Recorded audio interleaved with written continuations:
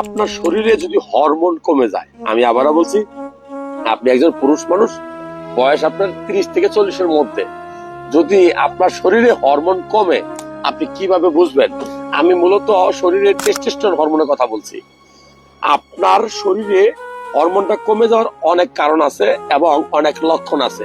আপনি বাড়িতে ধরেন কাজ করেন, খেতে খামারে কাজ করেন, বা আপনি একজন দোকানদার, বা আপনি একজন ড্রাইভার সাহেব, আপনি কিভাবে বুঝবেন যে আপনার শরীরে হরমোনটা কমছে? নাম্বার 1, কম বয়সে চুল পাকবে, চুল পড়বে, দাড়ি পাকবে, দাড়ি একদম সাদা হয়ে যাবে, এটা একটা কারণ। আরেকটা হলো এই যে মাংসপেশি আছে না, এই যে গিরায় গিরা আছে, গিরায় গিরায় হঠাৎ করে আপনার ব্যথা করবে। আর কি হবে?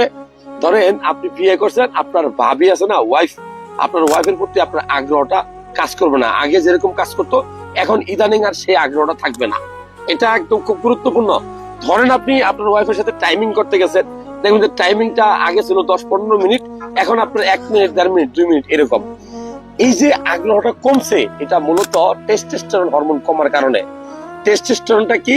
এটা আপনার অন্ডকোষ থেকে তৈরি হয়, ঠিক আছে? এটা আপনি অতিরিক্ত স্ট্রেস, অতিরিক্ত টেনশন, ডিপ্রেশন, মানসিক ভাবে যদি আপনি ভারসাম্যহীন হন, তাহলে আপনার এই হরমোনটা কমে যাবে। এছাড়া কমে কখন? যখন আপনি ঠিকমতো ঘুম যান না। এই ঘুম আমাদের জীবনে কত গুরুত্বপূর্ণ, এটা আমরা অনেকে জানি না। মনে রাখবেন, আপনার ঘুমানোর উপযুক্ত সময় 10:30 থেকে 11টার মধ্যে 6 থেকে 7 ঘন্টা ঘুমাইতে হবে।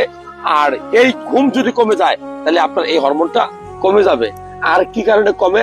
আপনি যদি অতিরিক্ত মোবাইল ফোন ইউজ করেন, ডিভাইসটা সারাদিন রাত আপনি মোবাইল ফোন ইউজ করেন, এটা রেডিয়েশনে আপনি হরমোনটা কমবে। আর কেন কমে? আর আপনি যদি জাঙ্ক ফুড খান, ধরেন আপনি ফুচকা, পিৎজা, বার্গার, হোটেলের খাবার বেশি পছন্দ করেন, আপনার ওজন বাড়বে। এই ওজন বাড়ার কারণে আপনার এই হরমোনটা কমবে। মনে রাখবেন, 5টা খাবার খাবেন। 5টা ভালো মানের খাবার খেলে আপনার টেস্টোস্টেরন তথা এই হরমোন লেভেলটা বাড়বে। নাম্বার 1, কলা। খুব সহজলভ্য, গ্রামের কলা কিনে খাবেন ডেলি 1-2টা। আপনি 2টা করে ডিম খাবেন ডেলি, খুব গুরুত্বপূর্ণ। নাম্বার 3, আপনি রাতে ভিজিয়ে রাখবেন কিশমিশ, কাঁচা বাদাম, হ্যাঁ, এবং কাঁচা ছোলা। এই 3টা জিনিস রাতে ভিজিয়ে রাখবেন, সকালবেলা খাবেন। আর যদি সম্ভব হয়, সপ্তাহে 2 দিন বা 3 দিন লাল মাংস খাবেন। সপ্তাহে প্রত্যেক দিন রাতে 1 গ্লাস দুধ খাওয়ার চেষ্টা করবেন।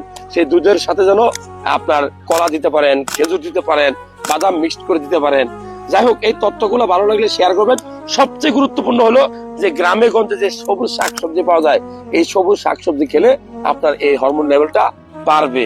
শুধু খেলেই হবে না, একটু ব্যায়াম করতে হবে। সপ্তাহে 1 দিন 2 দিন সাঁতার কাটবেন, সপ্তাহে 1 দিন 2 দিন ফুটবল বা হাডুডু বা ক্রিকেট যে কোনো খেলায় অংশগ্রহণ করবেন, ব্যায়াম করবেন, আপনার টেস্টোস্টেরন লেভেলটা বেড়ে যাবে।